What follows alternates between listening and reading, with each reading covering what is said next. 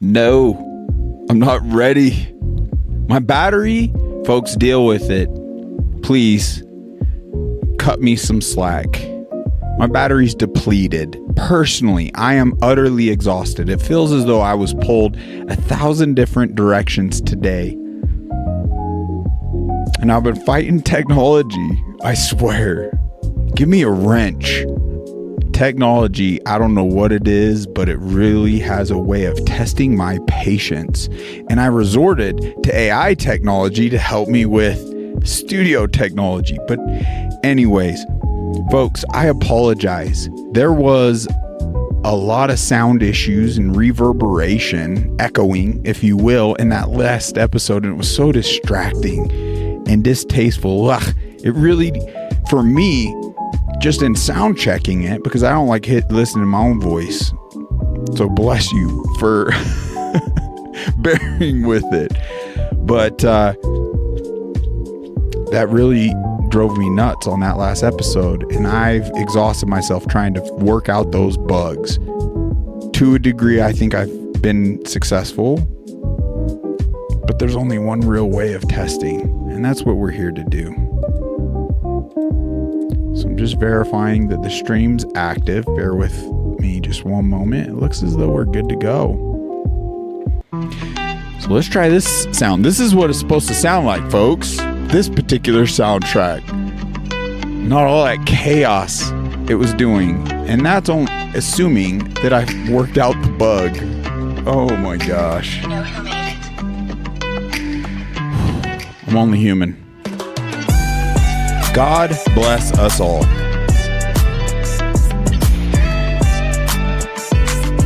What a day. Folks, I also will admit and acknowledge I must shift my approach here and stop speaking as though I know anything.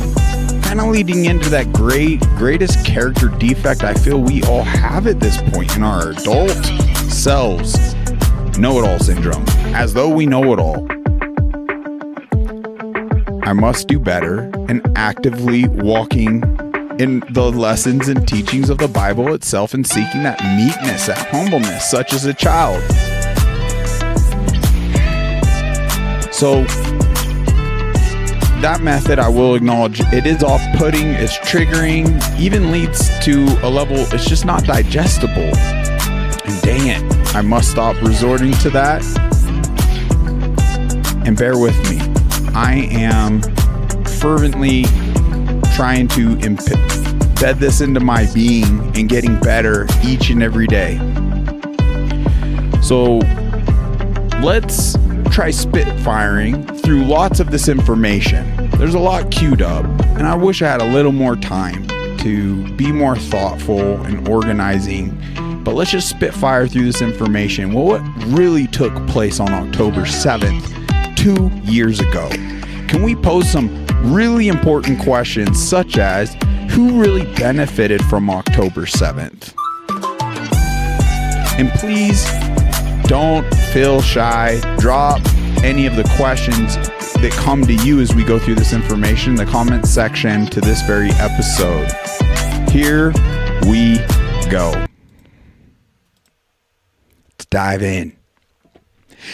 I can't even like cue in and fade into the music and do the screen share. I'll just humor me. I'm going to do a test, but I'm pretty sure now it's echoey. You explain this to me. Thanks for bearing with that. I'm pretty sure that created an echo and just do the screen share. So I still have more work to do, folks. Bear with me. Here we are, though. October 7th, 2 years later. And what we do know definitively regarding this day were so many of the lies. They said 40 babies were beheaded. That was a lie. They said babies were put in ovens. That was also a lie. They said babies were torn from their mother's wombs. Also a lie. They said there was mass systematic rape. Also a lie. Couldn't the lies basically point us into one direction? Why all the propaganda? Why that level of dark misinformation and lies and deceit? Those questions, folks, I believe will more so truthfully lead us to the very answers as to what's going on. And we all know, I mean, I'm frankly quite tired and sick of dealing and speaking about Middle Eastern and this and that with the issues you have, I have, my own family has here at home. But we can't ignore all the connections and how they've somehow, a country the size of New Jersey, a country with a smaller GDP than New Jersey. So just imagine the GDP now as a whole nation. How is it we are so much like just bending the knee and to the tunes of billions of dollars and all this coverage? We must find a way of putting an end to all that. But some of the questions even here posed by Charlie Kirk helps put us on a good path. So let's go ahead and listen to this. Please let me know immediately in the comment section if this is not coming through clearly. But I did do a sound check prior in it. Anyway, let's go ahead and try. How did these guys not know this was taking place? So I've been to Israel many times. The whole country's a fortress. When I first heard This is talking about October 7th, folks. So we're just going to get into the nitty gritty. the story, I still have the same gut instinct that I did initially. I find this very hard to believe. I've been to that Gaza border. You cannot go 10 feet without running into a 19-year-old with an AR-15 or an automatic machine gun that's an IDF soldier, right? The whole country is surveilled. And so let me just kind of go through this. We don't talk about Israeli politics very often, and most Americans don't know this. The last 9 months, Israel was on the brink of civil war. It's not an exaggeration. This judicial stuff, there were hundreds of thousands of Israelis taking to the streets because Bibi Netanyahu was basically redefining the Israeli constitution. That's not an exaggeration, right? He said the judicial branch has too much power. There were protests planned this week against Netanyahu, where they anticipated tens of thousands of people to take to the streets. That's all gone, Patrick. Netanyahu now has an emergency government and a mandate to lead. I'm not willing to go so far that saying that Netanyahu knew or there was intelligence here, but I think some questions need to be asked. Was there a stand down order? Was there a stand down order? Great question. 6 hours? I don't believe it. Israel's the size of New Jersey. When I took a helicopter ride from Jerusalem to the Gaza border, it's 45 minutes. Wow. 6 hours. They're live streaming the killing of Jews. Did somebody in the government say stand down? That is a legitimate, non-conspiracy question. Yes. The whole country is the IDF. The whole country is. Yeah. And you're trying to tell me that they're going to concerts and kibbutzes and schools and by reports 6 hours. Let's say it's 3 hours. That's suspect. Go ahead, Rob. Yes. It's also not like a right-wing reporting. This is from the New York Times. The long Thank wait you. for help as Look at massacre this. unfolds in Israel. 9 I can't think of a hours. more liberal news outlet than the New York Times. And by the way, I'm actually very pro-Israel. So let me be very, so I'm not exactly. I think we all are. No, I just want to make sure my position is clear here. But so Patrick, there are other explanations. It's possible that the Netanyahu government was double-crossed by bad agents. Okay? That's dark, but it's not as dark as what we're talking about. Okay? Another aspect is that Netanyahu might have traitors in his government, like legitimate traitors that have infiltrated. I was texting with some senior people in the IDF, and they said, Charlie, I can't say too much, but let's just say the same problem you have with the left in America we have here in Israel. So there's something to think about. Just something to think about, right? Is that maybe there's some people within those intel agencies that aren't as sympathetic.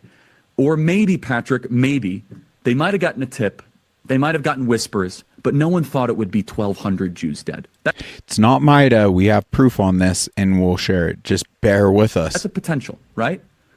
Because here's the essence of it. The essence is this. This is the closest thing to the Holocaust that any of us have lived through. But the fact is now Bibi and the Israeli hard right government has a mandate. I got to be careful the way I say this. They're going to try to ethnically cleanse Gaza. Yep. I mean, that's, and I don't, The fact he has to really be careful in verbiage and muzzle pretty much is now honing in on our oppressors. And what is a country with over 300 million having to carefully word questions in regards to a foreign country the size of New Jersey with only 9 million people? That's a really important question. How is it they've had so much sway and impact, not just in our Senate, in our Congress, in our government, in our media, in our Hollywood, in the social media streams, but as a people? You know how, couldn't it be that I'm trying to keep it all question more so based, couldn't it be that through influence, they've infiltrated Christianity in our churches for generations now, once again teaching us as though this newer landmass, more so in modern day, renamed Israel? Could it be that they're preying on our religious belief, our Bible, as though it is in fact the Israel of the Bible?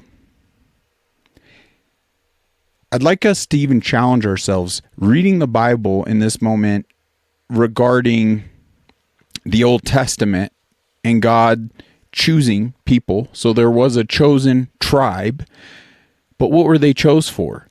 And when we really ask ourselves that, they were chosen in my eyes to share the good news, to bear record, to start this very recording for all humanity, and once satisfied and fulfilled through Jesus Christ, saying, hey, the labels no longer matter. Jews and Gentiles alike will have a seat at this table. That very fulfillment in and of itself negates that type of verbiage entirely. Any chosen people now that would be referencing in the Old Testament as though that's living out today is entirely negating the new covenant. If you were to even attempt using similar verbiage, the only truth and things that would make sense in correlation to the Bible would be God's chosen people now being anyone who chooses Christ. The fact that churches, the vast majority of them, and pastors, it seems the vast majority of them, are still using the verbiage out of context as though a tribe of people are more so still selected and chosen from God. We're not even grasping the very definition of what chosen meant. They were chosen to spread the good word. They did that. They also, so many other things, fallen out of favor, what have you. But that's where we'll never fully, I believe, fall in God's likeness. And there shouldn't be a more imperative mission in this life, especially for anyone that claims Christian or belief in this book, that we fervently seek the information from what its teachings mean to us individually and taking that to our loving Creator ourselves. If we don't do that more than Sunday spectating, then we're entirely potentially putting our salvation in some other mortal's hands.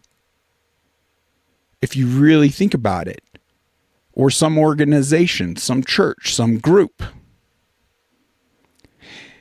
And we would be entirely fooling ourselves to not see that these groups and organizations have been incentivized to a numbing down of the teachings at a minimum to even maintain a 501c3 status. And kind of like the point we touched on before, where you can see it for yourself. that they have more so cherished popularity over the purity. And the only way you really can even come to that is just seeking that for yourself. Now I digress. Let's get back on point and smash through this all. But I just felt impressed to share at least how I'm feeling the devil is running through very deceptive means. Biblically, through organized church pastors, so many. And it's interesting at any point, and this is why I'm so grateful when you're able to have a conversation, or for any of you able to sit thus far through this rant or monologue, whatever you want to classify it as. I'm so grateful for people that have the eyes to see and ears to hear in this regard, because there is a demonic spirit that is associated with these false teachings, that when we even pose questions regarding this, it makes itself present, very present. And I believe that's leading to so much of the tension, creating confusion, discord, division, and darkness. Use that term lightly, okay? They're talking about basically removing 2.5 million people from there, okay? And honestly, they have a mandate to go seek justice and revenge. They do. This idea that they need to have a truce or a peace treaty, that's morally crap after you see women and children be burned alive and dragged to the streets. But there are some serious questions here, Patrick. Yes. And let me tell you, my pattern recognition over the last 5 years has become pretty sharp. COVID, Maui fires, Epstein. When I see a story and it doesn't click, our guts are usually right. Boom. Way to set us off, Charlie. We miss you. This October 7th story that we were told in so many of the historical stories, it doesn't add up. And I hope something clicks within us. And there is an importance. Once again, I would love nothing more than to walk away from this and focus on here at home. But then again, we continuously, in every administration, it doesn't matter what banner, what color, what label they run under, they are constantly writing blank checks to this country the size of New Jersey. This doesn't make sense. There are more important relations for us to focus on, for frick's sakes. Nation states that actually have good resources. Isn't it simply propaganda? You can see with the greatest ally.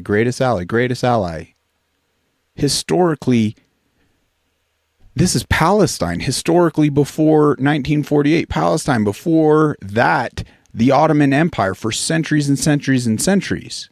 So it's interesting how the wool was effectively pulled over my eyes. And wow, so I don't believe Charlie touched on. We're just going to jump into this. I apologize. I'm so scatterbrained. I need to slow down and finish my thoughts. That is a great flaw. I admit it. Call it line brain, what have you. It's a flaw, and I want to rule it out. But in other clips, yes, Charlie Kirk does describe the Hannibal Directive, Israel's policy of killing its own civilians to stop them from being taken hostage. 2 years later, Netanyahu still blocks official probes. Even Shin Bet admits his Hamas funding enabled October 7th. Couldn't going through some of this be really crucial, important? By refusing the probe, October 7th failures. It just, that was just this year, earlier this year.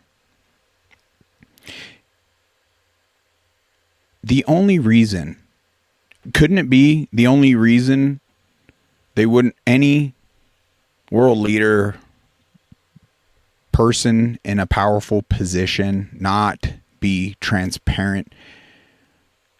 To me, that only screams they're trying to hide criminal activity. It's not good. It's evil. The very Jerusalem Post, Netanyahu's funding for Hamas via Qatar enabled October 7th invasion. There's so much information regarding this that was withheld from so many of us. The IDF carried out the Hannibal Directive. New Sword operation on October 7th. The Air Force would carry out, and this is Israel's Air Force, not Hamas, Israel, because the narrative we got was a bunch of goat herders on hang gliders, right? Penetrating the impenetrable Iron Dome. Carried out around 945 attacks. Wow. With helicopters. Yeah, you can just read it yourself. I hope you could read it. But right here, to even back up, the claims in the beginning as to the lies. The missions team, specifically the forensic pathologists and, that's hard to read. It's very small. And the digital analysts reviewed over 5,000 photos and around 50 hours of several audio files of footage of the actual attacks. In the assessment of available photos and videos, no tangible indications of rape could be identified. While the mission team reviewed extensive digital material, despiting a range of egregious violation, no digital evidence specifically depicting acts of sexual violence was found in open sources. The information's out there regarding all the lies and propaganda, but when we really ask who benefits and dive into more of the information, the fact the lies have continued even over here tells us, even by our own administration, tells us what we're really up against and the importance we find the solutions proper to combat the deceit and deception running rampant. And I do believe, once again, that this starts on a personal level with the reflection in the mirror. This starts on a personal level seeking guidance from God, because a lot of this, when you really look at the level of corruption, could be entirely disrupting, disheartening, and deflating and demoralizing, which is not good. And I know I've fed into a lot of that, and I really am going to try my best to shift. And it's really a hard ask, because when you see obliteration of innocent lives and genocide and women and children and innocent men, even civilians, facing the unbelievable, time is of the essence. And I want to be righteously angered, like trying to smack through this microphone and the screen, like, folks, where's our humanity? But I'm going to try to rein that in to be more productive. Arthur will give you a plug at the end of the episode. I appreciate you. He's kind of helped me turn this page, and we'll go over that reference in the end of today's episode. But here's an article right here. 3 weeks before October 7th, the IDF Gaza Division warned of the Hamas plan attack. It was known beforehand. Intelligence agency warned was coming a year before it happened. IDF itself warned the government that it was coming 3 weeks before it happened. So this even brings more credibility to Charlie Kirk's question as to how did they penetrate? Like, they couldn't have done it without some type of level of Netanyahu, Israel, and Mai's approval to allow. So we should ask, like, who benefits from everything that came from after all this? Was it Hamas? was the Gazians and Palestinians and all the others that have now felt it's not just the wrath of Israel, it's the wrath of America through Israel. Because they would utterly collapse if we withheld everything in like a day. I doubt they'd last much more than a week. Anyway, let's continue. So it's cleverly written, but Hamas was flying around in their helicopter gunships, firing on and incinerating the rave attendees in their cars as they tried to flee. Oh, wait. That was Israeli Defense Force, the IDF, killing their own people under the Hannibal Directive. And you can just watch all this footage. Blowing up. You get the point.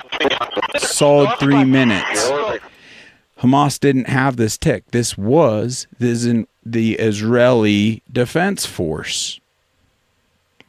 And why did they wait so long to combat? Where'd that go? Even respond to what was taking place.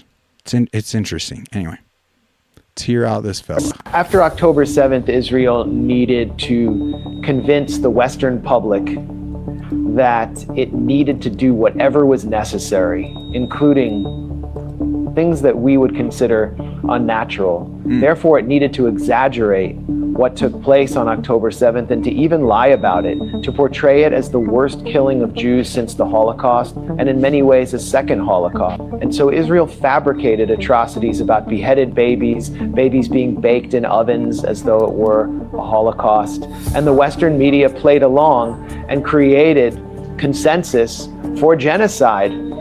And even when these stories were debunked and even retracted, for example, by Joe Biden's own staff, the damage had already been done, and it was too late. We never saw adequate coverage dedicated to the suffering of people in Gaza or even the killing of journalists. Right. So the Western media has moved on now to Lebanon, and you can... Almost 300 journalists now. And can we ask ourselves, with all that media, I mean, to expect apologies at this point, it's just not going to happen. Why would we continuously support any organization that isn't fighting tooth and nail to gain the trust of the people again? Why would we give them any credibility moving forward?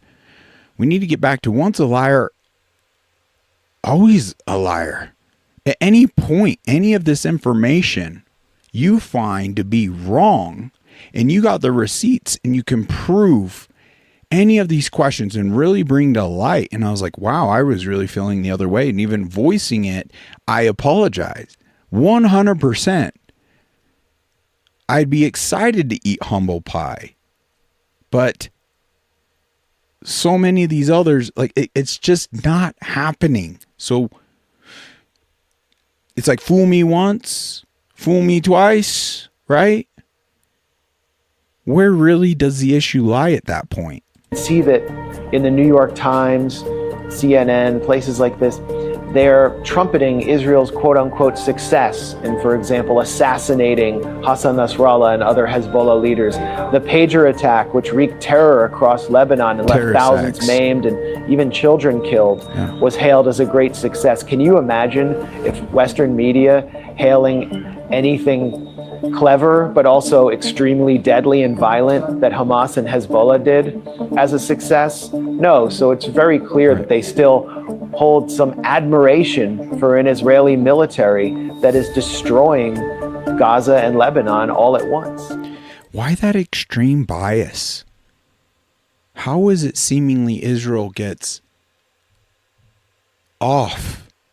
Once again, anyone committing these acts, and there's many we'll go over, we would not tolerate, to say the least. But why is it we can't even question in that case, yet hold them accountable, yet respond with a proper response to real terrorist acts? want us to know Okay. Israel was completely behind the October 7th attacks, organized. The evidence is stunning, but see for yourself. All this information, all the links are right down below. This brought up some pretty good points. I've seen better out there. I couldn't find the one I was looking for, so that will do. Pretty lengthy, a little dry, but going over the information well regardless. But let's just continue. This is amazing, folks. And I think we're going to try to dissect this further in the future. Great line. Because the hardest person to wake is the one who's convinced they already have. Ooh. I was recently in a military chat where we'll keep anonymity here, but an individual in the chat mentioned, oh, so grateful because we were all thinking the same and trying to talk regarding the military COVID crimes, things along those lines. And one individual expresses, thank goodness you all are fully awake. And I had to jump in there. Whoa. We're not fully awake. Not a single one of us. That in and of itself would keep us. Oh man, that just leaves the door shut for true growth and the other door wide open for evil to penetrate oneself. And that's not good. So I'm not fully awake. None of us are. And I believe in this life, especially in the spiritual sense, we always got to be humble and meek and stay on guard because evil will continuously use those deceptive tactics as though we know when we don't. And that's kind of the humbling shift in posing more questions. But awakening is a sequence of deprogramming that never ends. And when we think that the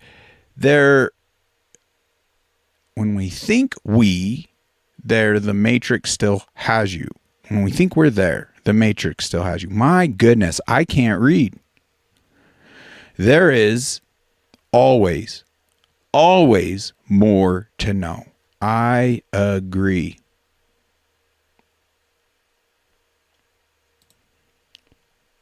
Ian Carroll.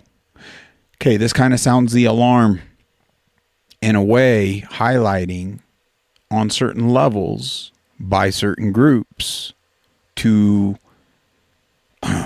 open our eyes kind of in the church realm as to how they're gaining leverage, impeding on our privacies, but also influencing. They're going to these levels. They are obviously going to the levels of infiltrating our very churches.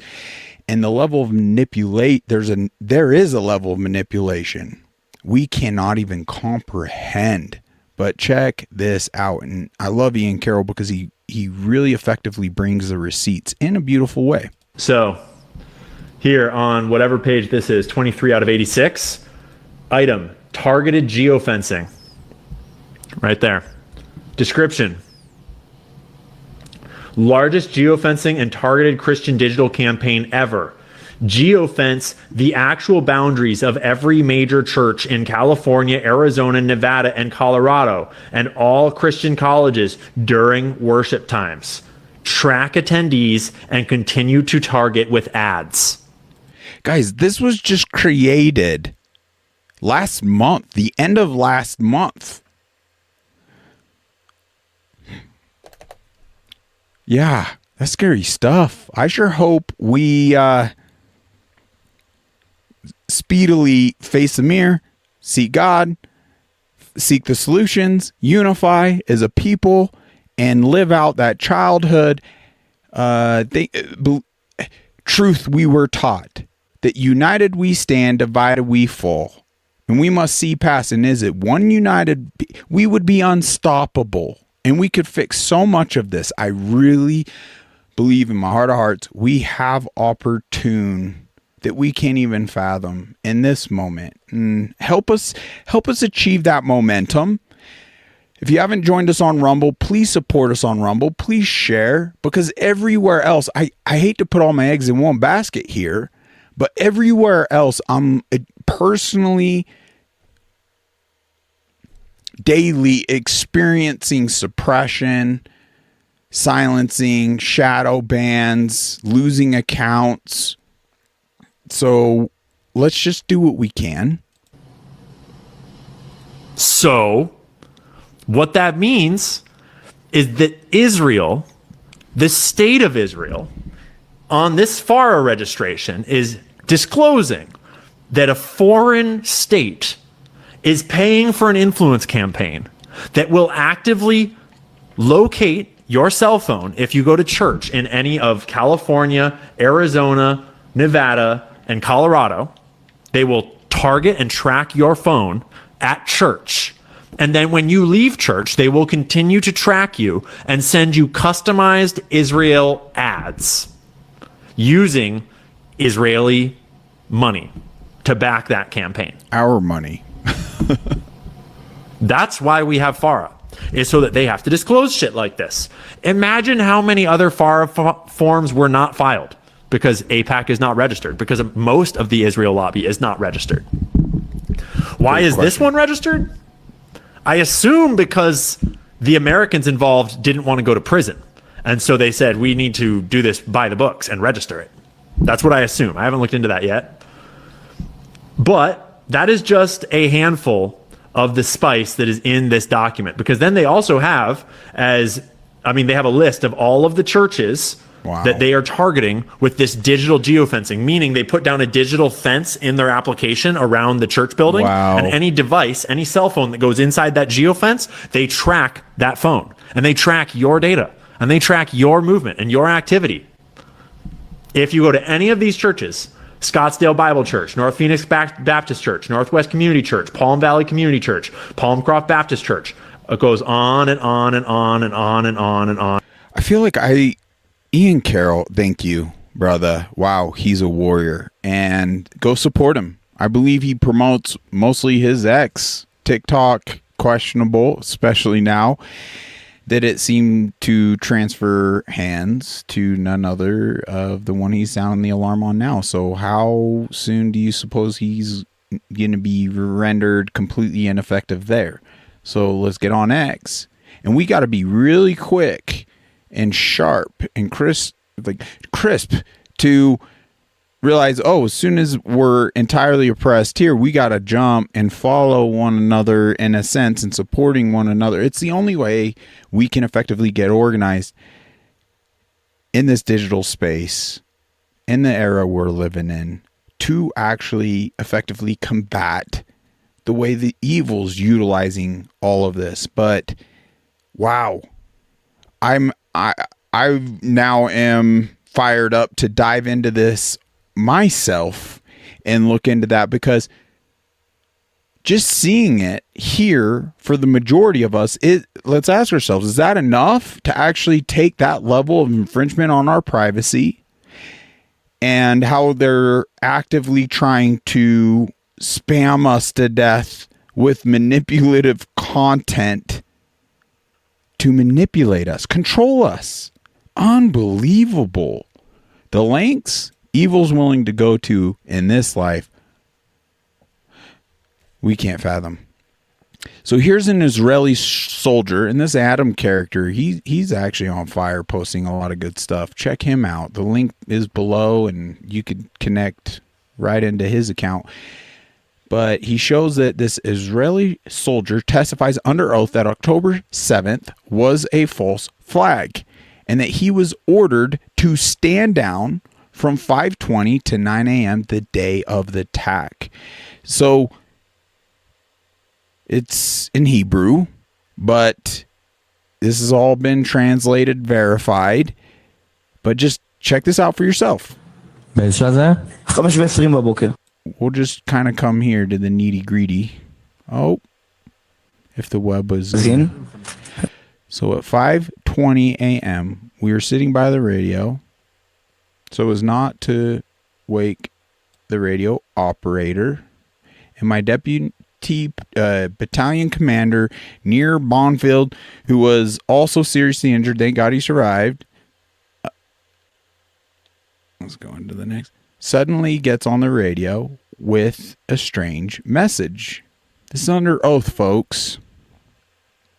All stations, quote, I don't know why. I don't know how. Something along these lines. All stations. No patrol on the fence until 9 a.m. Why is that? Why were they given stand down orders? Let's ask ourselves, could this be the reason why? It is not a conspiracy theory regarding this greater Israel that they've been talking about. And they're not achieving a greater Israel through diplomatic means. At this point, being engaged with 7 other countries, engaged in 7 wars with 7 neighboring countries simultaneously tells us what? That's not diplomacy. That's warmongering. And it isn't conspiratorial. These all date back. This particular footage dates back prior to October 7th. Dates back all these maps of greater Israel. So who's benefiting? Hamas didn't benefit. The people didn't benefit. Palestine didn't benefit. Lebanon didn't benefit. Egypt, Saudi Arabia, Iraq, Iran, Syria, all these neighboring countries didn't benefit. Israel's trying to benefit. And at our expense, at America's expense, in our tax dollars. And it's not through a democracy, diplomatic means. It's through bloodshed. Eventually, our borders will extend from Lebanon, the Great Desert, which is Saudi Arabia, and then from the Mediterranean to the Euphrates. And who's on the other side of the Euphrates? The Kurds. And the Kurds are our friends. So we have the Mediterranean behind us, the Kurds in front of us, Lebanon, which really needs the umbrella of protection of Israel. And then we're going to take, I believe we're going to take Mecca, Medina, and Mount. What a snake tongue needs the protection of Israel, but let us annihilate you entirely as a people for that protection. They're snakes. Sinai, and purify those places. Purify those places. Please elaborate. What is your definition of purify? We don't even need to ask that. They're acting it out and we can see it. It's through cutting off land masses, which are all war crimes in and of itself, water supplies, food supplies, chain supplies, medical, life-saving medical, even their own means to defend themselves, everything. People are starving. This is no secret. So who benefits? Look at the patch on this soldier's arm. The Israeli soldier's arm. Unbelievable.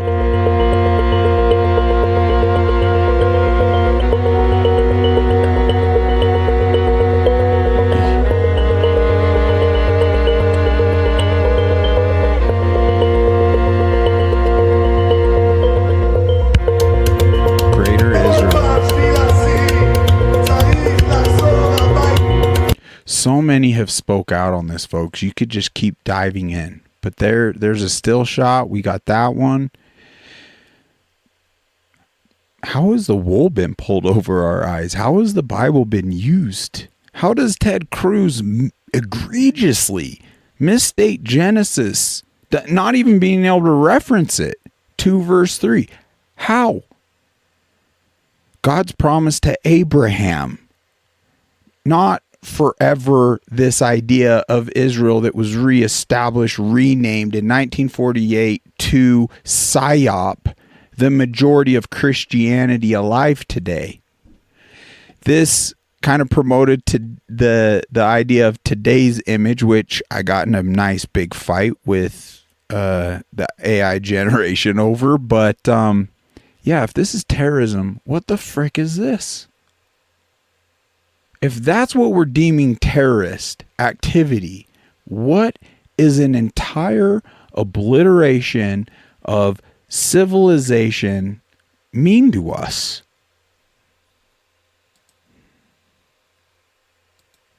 Let's listen to Owen here. Stop telling people Israel is our greatest ally. Just stop this game, okay? Yes, Please, it's embarrassing. Why do Americans have such a big issue right now with the Israeli lobby? Well, isn't it obvious? Because the Israeli lobby has more influence over our political issues and policies and politicians than the American people do. Right. You can't have the Adelsons, you can't have the AIPAC lobby able to spend hundreds of millions of dollars that results in Israel first policies, and then people sit here and they say, I'm sick of the Israeli lobby. And they say, well, gee, you know, why? What's so bad about that? Because the Israeli lobby has more say in D.C. than Americans. The average American can't afford to donate $5,000, $5 million, let alone 500 to a campaign. They don't get any influence. They don't get the access. They don't get the influence, so they get left out. And it doesn't matter who the politician is. Trump has proved it. It doesn't matter. Right. Stop telling people Israel is our greatest ally. Just stop this. He has proved it. The evidence is right in front of us.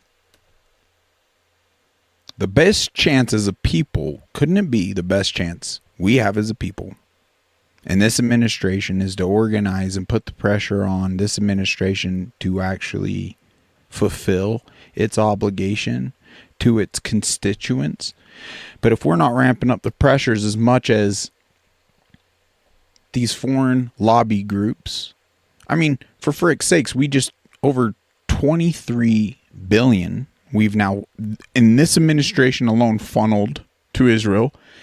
Isn't that just funding AIPAC once again to siphon back and infiltrate our own people?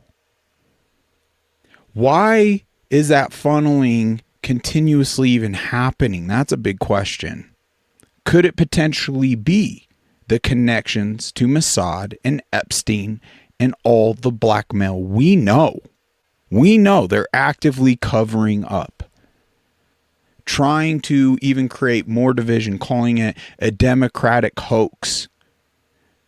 No, they're all involved, both sides of it all. That's why they couldn't release any information about either of them, and now it's just getting wrapped up, trying to give us that deception of that opposing side, as though they're not both serving this same syndicate, criminal syndicate. Let's listen to Candace here. But Rob in particular knew for an app. And this is dangerous because now X is engaging in wholesale censorship in the cover-up of these operations. Absolute fact that Charlie was done with Israel bullying him.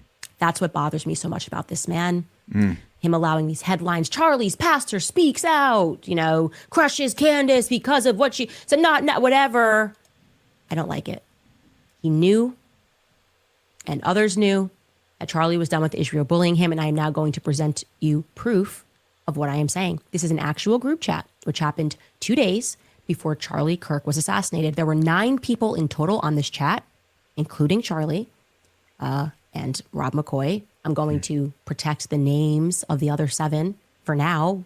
To be clear, I might actually release a name every day this week, but I want to show you this because suffice it to say, Rob McCoy was on this text thread, and I think it helps contextualize him as a person, in my view, that he would attack me for telling the truth about the pressure that he was facing. Wow. Take a look. So Charlie writes in this group chat, just lost another huge Jewish donor, $2 million a year because we won't cancel Tucker. You hear that? This is huge. There's another clip where Charlie talks about these donors. Very impactful and help painting the picture of the sheer influence and reasons for assassinations and things like that. Well, once again, we went over the terrorist himself.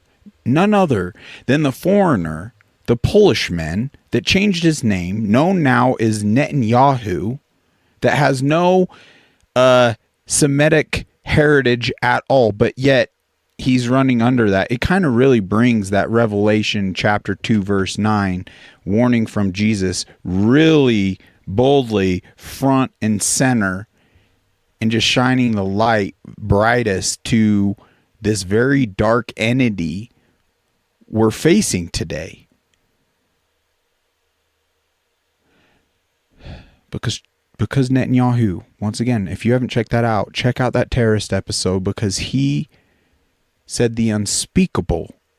A, how important it is to buy out the influencers here in America, how they would do it through NGOs, vast governments, vaster, calling us Nazis, ones that even question and won't support Israel. What? So we're just Nazis? Unbelievable. But then further to state that that essentially are unpurchasable, and you got to view this for yourself. It's unbelievable that they will resort to the means of war. He even specifically stated that swords and cavalry aren't effective anymore, that they're to use drones and things like that. Talking about blood, the loss of life, assassination, terrorist acts on American citizens. How is it our administration, our president, is so epically failing addressing that very threat that was made on American soil? I'm thinking of inviting Candace. Somebody writes, ugh. Charlie writes, Jewish donors play into all of the stereotypes. I cannot and will not be bullied like this, leaving me no choice but to leave the pro-Israel cause. Charlie stated himself right here, here's proof that he was leaving the pro-Israel cause. Leaving it. No choice. Look at it, the information for yourself. But Netanyahu hijacked all of Charlie's former statements before he came to this conclusion, and hijacked all the pro-Israel. Charlie, in my eyes, did fall prey to the Zionist Christian overtaking and infiltration in this country. But in Charlie's text right here tells me his heart was pure. As so many of all of ours, yours, your heart is pure. You don't want to see innocent lives destroyed. You want to see equal opportunity for everyone in a land of abundance where we have a more secure future.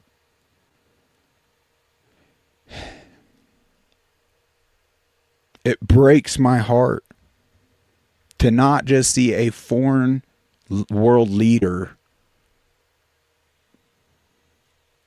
hijack and speak on behalf of the dead, taking things out of context,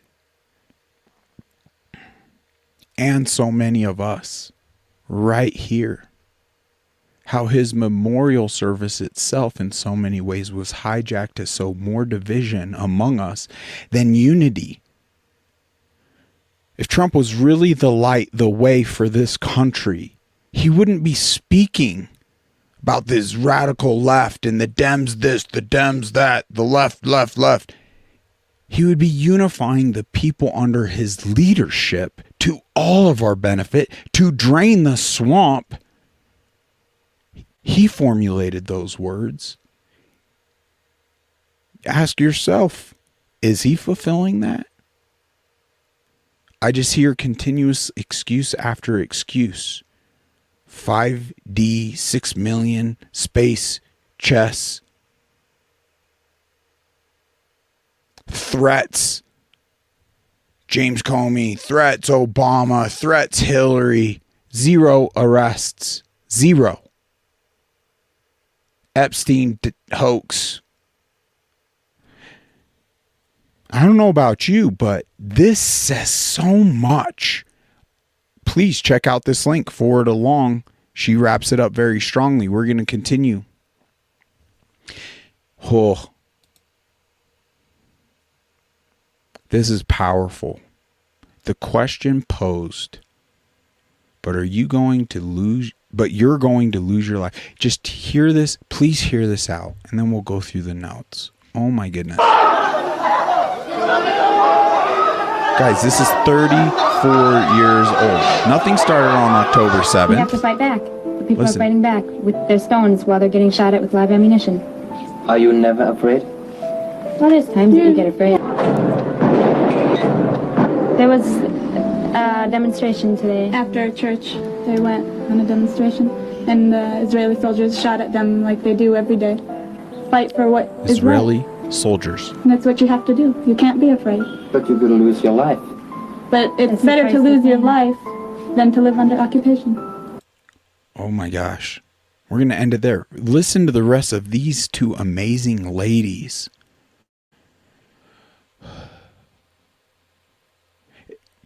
But you're going to lose your life. They responded, it's better to lose your life than to live under occupation.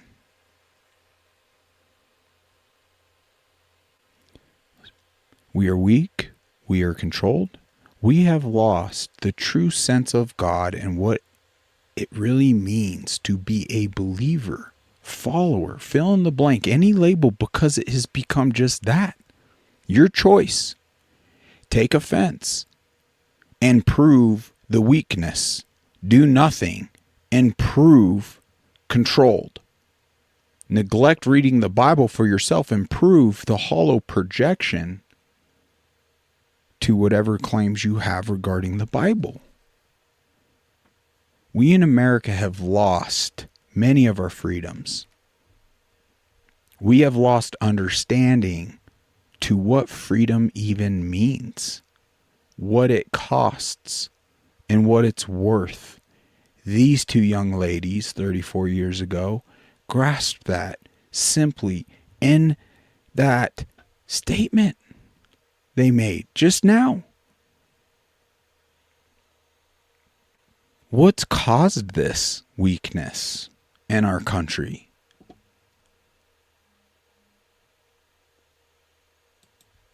I believe everything that we've touched on up to this point because it's very encompassing. I believe there's a level of fear that leads to compliance. There's a level of health that leads to you can't even see past the health trials you're given. There's a spiritual side that's even harder to acknowledge in this life that just either weakens us to this cowardice state or emboldens us into true warriors for God. Look at the apostles. The majority of anyone biblically that stood on these pillars of truth, these foundations, the world rejected it. And they faced mortal death, but gained everything eternally. Do we actually have that faith? Do we believe the very lessons, all this book's teachings, the multitude of books and examples given?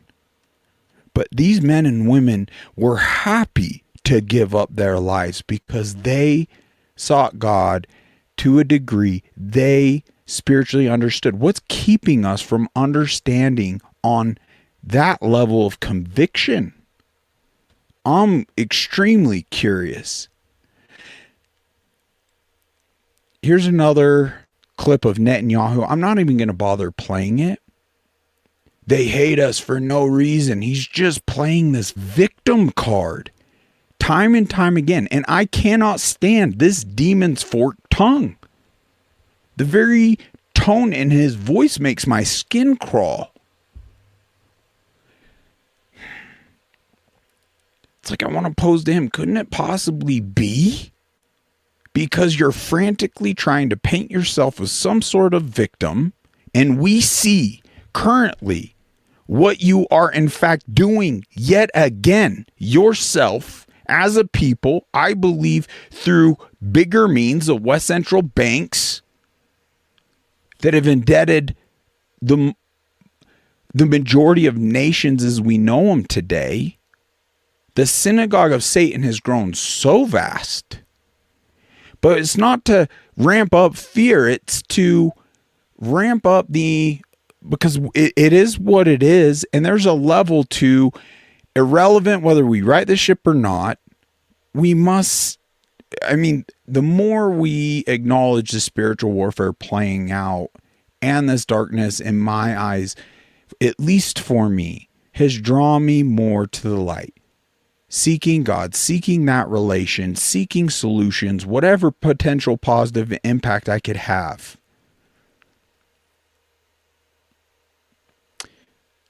Couldn't it be that it's obvious that this man, he's in fact a warmonger? How else do you explain being in 7 active wars against 7 different countries?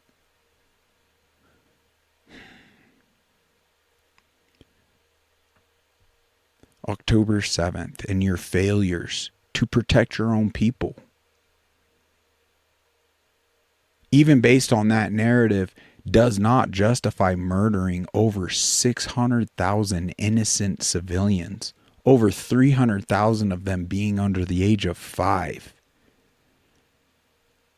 But just to let him know, I know, or prove me wrong, I suppose, I believe that he was behind October 7th. His puppet masters strategically planned that out. And the world is waking up to this fact that this was the way that they chose to achieve their greater Israel. Through war. We talked about the woke right. He said, I call it the woke Reich.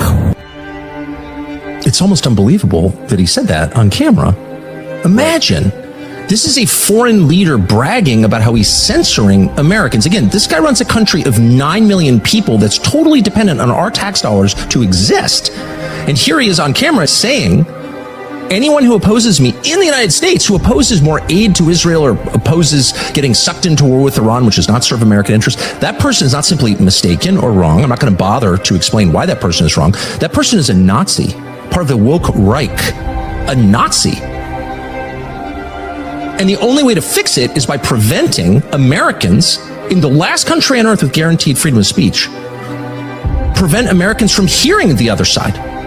And so we push Congress to force a TikTok sale, which is true, by the way. TikTok, number one. And I hope it goes through because it can be consequential. And we need to talk to Elon. So we have to talk to Elon. Free speech is central to the entire idea of America. In fact, it's really the only thing that sets us apart from any other country on earth. And here's this guy, a foreign head of state, who, let me restate, is totally dependent on our tax dollars to exist, is saying Americans don't have that right, and he's going to do some kind of secret pressure campaign on Elon Musk to censor X because it bothers Israel. And if they're not purchasable, they'll go to terrorist levels to silence anyone willing to ask questions. I'm glad so many more are noticing. He may use some triggering words here. I don't know. It made it into the queue. Let's play it. 80% of our foreign aid goes to Israel. Right. The Israel lobby forces our own congresspeople that we democratically elect to swear an oath to Israel. That's a foreign nation. You think criticizing Jews is an attack on God? You're retarded. To the point of almost evil. Or just naive to the point of madness. I want to go to church, but I see what church does to some of my friends where they're just like, man, you sound kind of anti-Semitic. I'm like, why? Because I want the same wall that we paid for in Israel? Ooh, great question. Define anti-Semitic. Once again, it's preying. Evil's preying on the Bible to have us complicit in arguably some of the most evil this world has ever seen. So many, I'm getting I'm getting too into the weeds. Everyone thought this man was crazy until he said this. Let's hear it out. The United States is owned by foreign corporations. Nixon opened it up for foreign trade. And when Nixon opened up for foreign trade, the people of Europe and the common market and Spain and different places, they don't care about the United States forest. And in short, the United States has been sold out by people who really don't care for anything but money. I've had all the money in the world 3 times. I had to give it back to keep the game going. What game? The game. It's a game. Money is a game. It's only real to the people that work for it. The people that don't need to work for money, it's a monopoly game. It's a game of paper. It's all on paper. I've got a production company, and I've got a recording company, and I've got a mansion in Beverly Hills, and I've got Rolls Royces and Ferraris. I've got everything money can buy, but it's all on paper. Everything's done through the companies and through the tax loopholes, and the people that live on that level, they don't care about the average honest mule that just goes back and forth to work. They don't care about the children that are in the streets that are thrown out of this upper echelon of existence. And then when all the children fall down into me, on my level, I pretty much identify with them because I was a throwaway also. So it goes to the point of, do you really care? When you said, and who does care? And if anybody cares, they're considered crazy. Do you really care? Anyone who really does is, in today's world, considered crazy. I've been diving more personally, praying, trying to figure out so much of the scripture and what this symbol on the Israeli flag even means. Acts 7:43, you took up the tabernacle of Moloch and the star of your god Remphem, figures which you made to worship.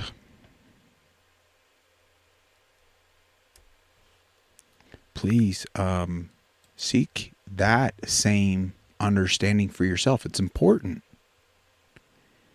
Nixon, former president, hear this out for yourself. This is pretty shocking. Let me explain something about what is called the Jewish lobby in this country. Their belief is that being for Israel first, that does not mean you're putting America second. An American president, however, has to approach it in a different way, in my opinion. He's got always to think first of what is best for America. An American president must make a decision that does not, in effect, give the Israelis a blank check. And one example of that is a decision that I made. I decided early on in our administration that we were going to seek good relations with Egypt and others of Israel's neighbors. Many of my Israeli friends didn't like that because they wanted a special relationship with Israel and Israel only. Let me explain. Interesting, huh? Very interesting. Isn't it weird how so much of this we literally are essentially hearing for the first time? Very interesting. All right, Charlie dives into a lot of the mechanisms and donors and funders right here. Check this out. And Jewish donors, they have a lot of explaining to do, a lot of decoupling to do, because Jewish donors have been the #1 funding mechanism of radical, open border, neoliberal, quasi-Marxist policies, cultural institutions, and nonprofits. This is a beast created by secular Jews. And now it's coming for Jews, and they're like, what on earth happened? And it's not just the colleges. It's the nonprofits, it's the movies, it's Hollywood, it's all of it. It's like, time for you guys to wake up and say no more. Draw a line in the sand. I don't care if you hate me. I don't care if you hate me. Folks, is the world not ready to hear about our controllers?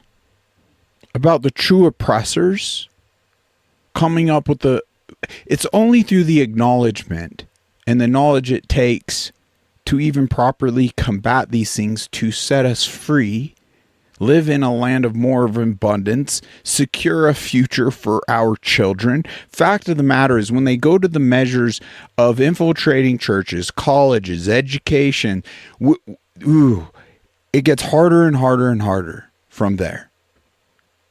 If we lose the ability of our free speech, which is being infringed upon, arguably, potentially more than ever, Netanyahu already has TikTok, takes over X. I just don't know if we're going to have, even at that point, enough. Because enough people haven't jumped over to the free speech platforms to really drink, to understand the order or the urgency of things. So is the world not ready? I know I'm imperfect, and I know I could go about presenting information and going through it in a much better way. Help me. Please reach out to unmuzzledchat@gmail.com or right here in the comments. Frick, the point you email me, I'd love to hop on my personal cell phone and give you a call and we can chat.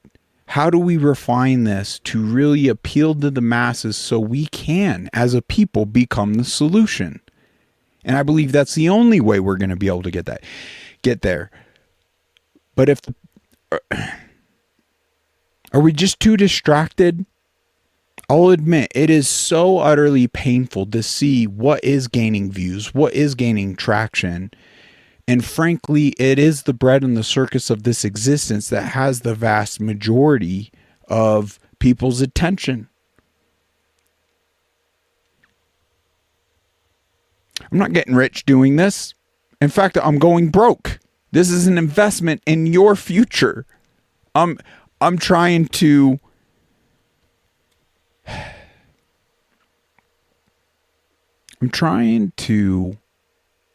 in a way face why are we accepting on the unacceptable time and time again. There's zero accountability over the scam pandemic. Without that accountability, we can in fact expect worse things coming down the pipe. All the fallacies in regarding to that scam, all the lies, deception, their solutions, their lockdowns.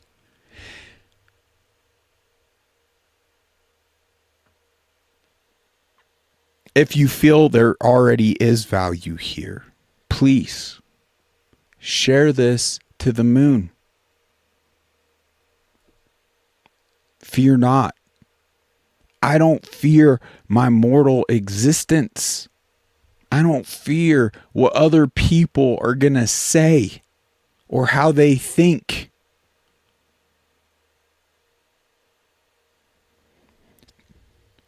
Let's embolden the foundation that Charlie actually left us in unmuzzling ourselves and opening up the dialogue. That there shouldn't be any ideology or any words used.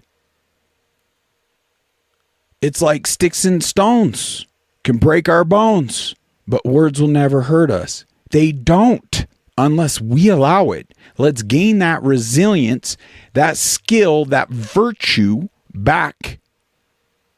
Where did we lose that? How did we lose that? Help us bring that back. If you would like to guest on a Muzzle Chat, I welcome you. It would be awesome to just have an open conversation, whatever you feel is most pressing on your heart. And you have your own unique gifts through God that you could present in ways that could be far greater than mine or anyone's, because you're uniquely you. No one else is going to present like you. Let's challenge ourselves more. Paul Newman, you could listen to this one yourself. Israel, in fact, controls the United States of America. And if they control the United States of America, how are we even the United States anymore? Bobby Fischer, a Jew himself. My basic thesis is that the Jews are a criminal people, and the Jews completely control the United States. And the Jews are using the United States as a vehicle to take over the world. Laura Loomber just got a call. Can't say who. When I tell you this is bigger than 9/11, I am not exaggerating. Stay alert.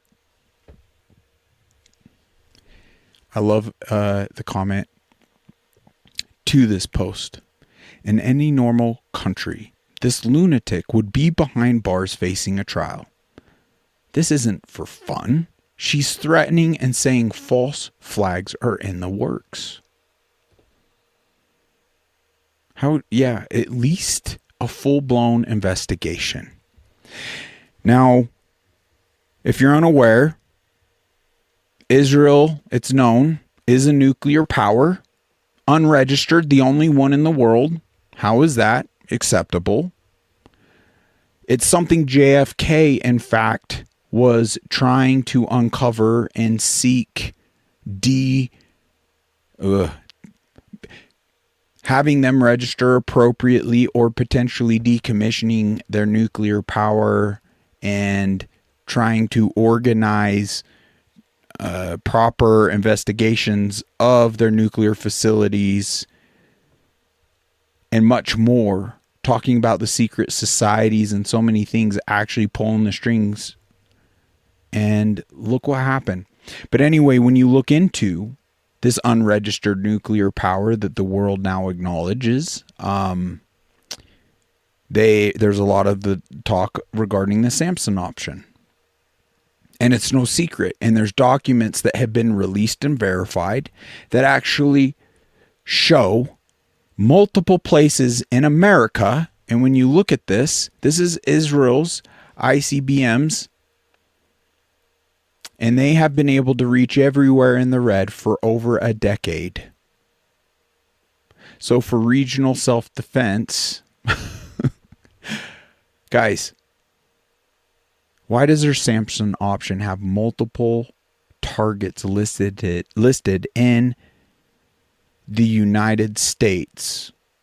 If they're our greatest ally, which they're not, and they're insignificant, but how is an insignificant little landmass of a little people threatening Americans and having so much overreach in the current administration and all our powerful positions here that they are regurgitating greatest ally, greatest ally, greatest ally? Let's just reflect back on Frankie Stocks going and asking the congressman specific, very, very easy question. Hey, congressman, who do you care more about, the American people or Israel? None of them. They couldn't get out of there fast enough. They didn't want to answer it, but the majority of them would just simply reply with the regurgitation of they're our greatest ally.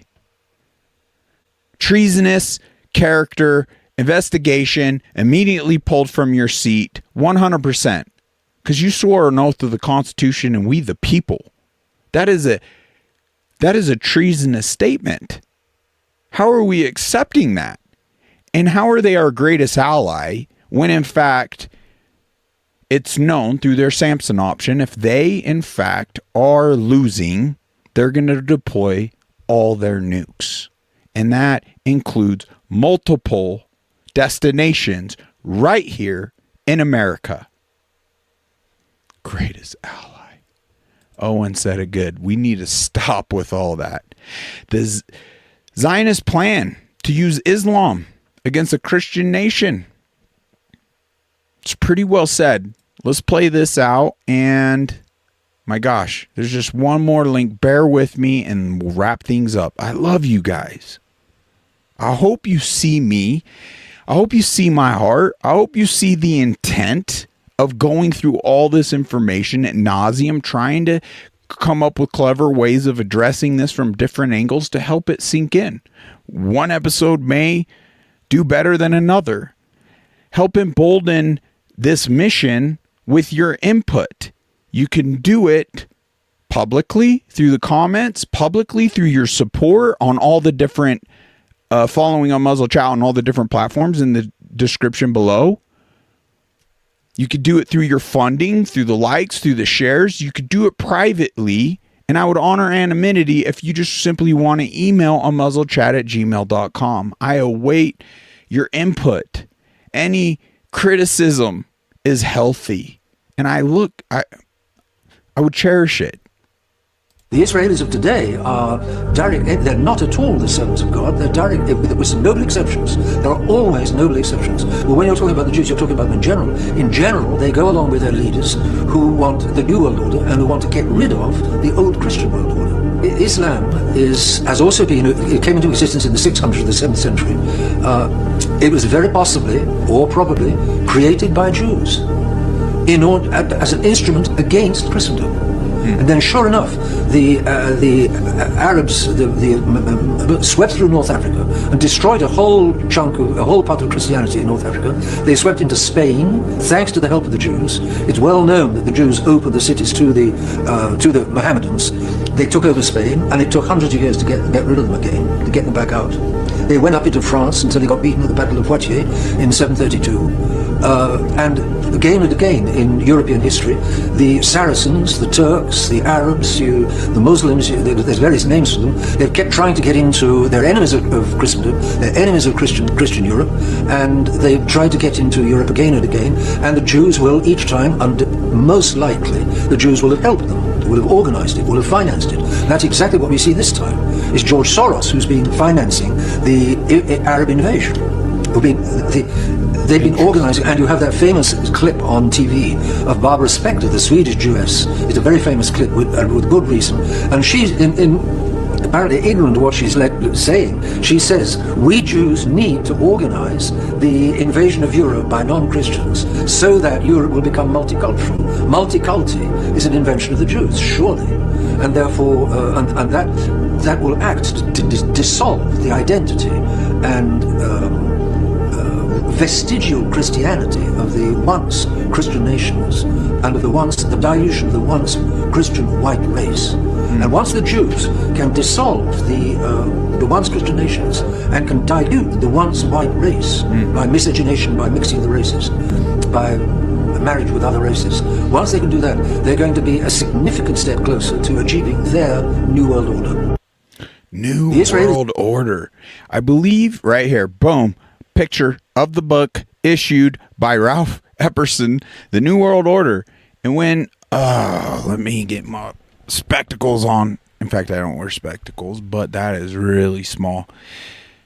The New World Order will include changes in the family. Homosexual marriages will be legalized. Parents will not be allowed to raise their children. The state will.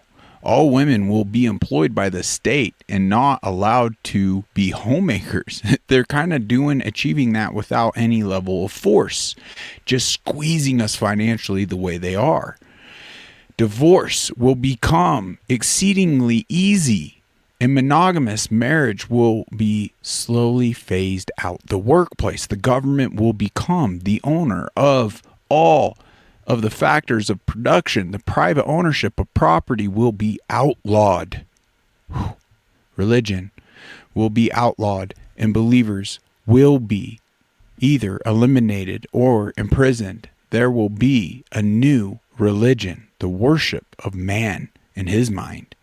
All will believe in the new religion. What is that speaking of? This is deep stuff, folks. My goodness.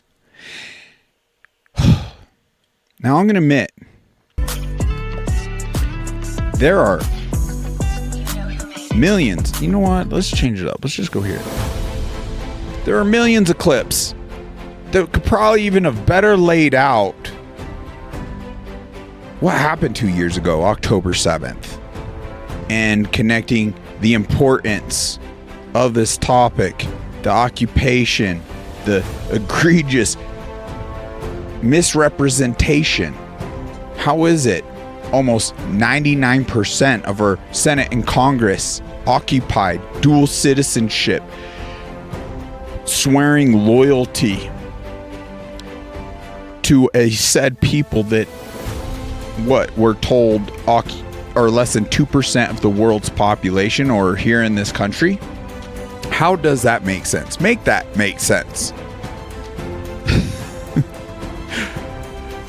I don't want it to be this way. But once again, through the new covenant of Jesus Christ, let's step off the dang labels. How are these labels seemingly becoming untouchable. You can't speak of that. That very tactic is coming from none other than evil rulers, a hierarchy, dictatorship, monarchy, everything bad. The devil himself. God, our loving creator, is everything agency. Freedom of speech, of movement, of choice, of religious practice. He will let you choose, if you so choose, to worship the devil. Do just that. So let's not choose that, and let's not be deceived, because that evil one loves nothing more. And as we go over this information, it just becomes so biblically clear that it is coming from none other than the very synagogue of Satan, which is something you can't even state. That post will be flagged when you reference the synagogue of Satan on X and some biblical doctrine. I've already experienced it. If you haven't been pushing that envelope to experience it yourself, to even understand the level of tyranny and oppression you're living under, then I challenge you. If you're not getting censored, there's so much scripture that tells us if we're living a comfortable life, like, his followers are not gonna experience that in this existence. So isn't that kind of proof that we're more so a hollow projection, Sunday spectator, versus an actual believer walking in it in faith and willing to die on that truth, achieving the real meaning and purpose of this existence? This is just a moment.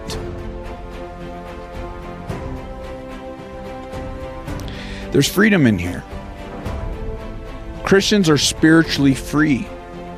I challenge you to look up John 8:36. It touches on this. Christians are free from sin's power. Romans 5:21. Christians are free in order to serve others. Galatians 5:1. Let's focus on friendship. There's some biblical references here regarding friendship. Let's embrace one another. Forget about we gotta see past the labels, folks. We gotta start seeing people for the fruit they bear. And this goes from religious labels, political labels, all of them. It's become destructive to our detriment. Let's see it for what it is. So friendship. Friends can cause great pain. So there's a warning. Psalm 55:12-14. Friends love during difficult times, giving us some clarity. Proverbs 17:17. Faithful friends are not common. There's some wisdom. Proverbs 8:24. Friends influence you. So who do you choose? Proverbs 22:24-25. Friendship is marked by sacrifice. Wow, what are we giving? Are we focused on receiving more than giving? John 15:13-15. We can be friends with God. The most important friendship we should be seeking more fervently than anything. Our career, our friendships, our marriages, our children. Because when we focus on that friendship with our loving Creator, He will pave a way for us to show up in ways we can't even fathom to the better benefit of those we love. James 2:23. I could just keep going on. There's future, there's giving, family, faith, foolishness. I love that little scripture. What would you call it? Verse finder?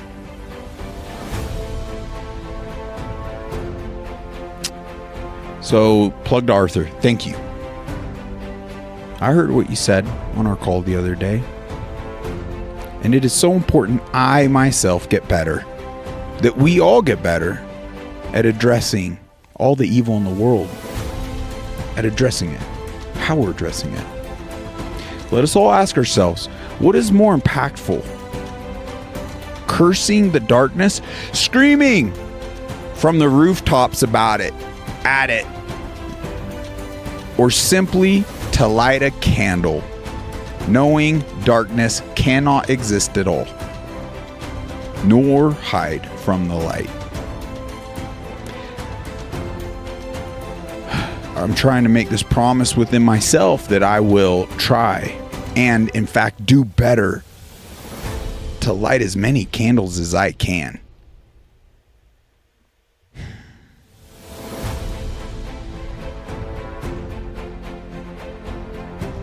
It is interesting. It is as if so many no longer see a need for light that they don't need it. Why? I mean, it's like they've become too comfortable living in the darkness and forgot how beautiful life can be. Let's show them. Let's attract them with the light. And sharing all this information, I hope at this point it has one effect. Because I can only personally light so many candles, and it will only have a limited effect amongst this vast darkness we're facing. I hope that others such as yourself see the need to light more for yourself and for those around you, so we can clearly see the need and draw nearer, most importantly, to our loving Creator. Folks, thank you all for all you do and for your support. If you feel I'm on track here, please help us gain more momentum. Hit that like button. What are you waiting for? Smash that thing. Smash it. Share this episode. And join us on all the social media platforms.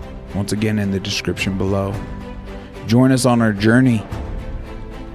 If you feel the need to unmuzzle yourself and you got some things you want off your chest, email to muzzlechat@gmail.com. I can't wait to talk with you and have you on. Check out our affiliations. Establish them to benefit you, to provide you discounts with companies engaging on the front lines on our behalf. I ask you to consider donating so I can continue this work. God bless. Until next time, with much love, take care.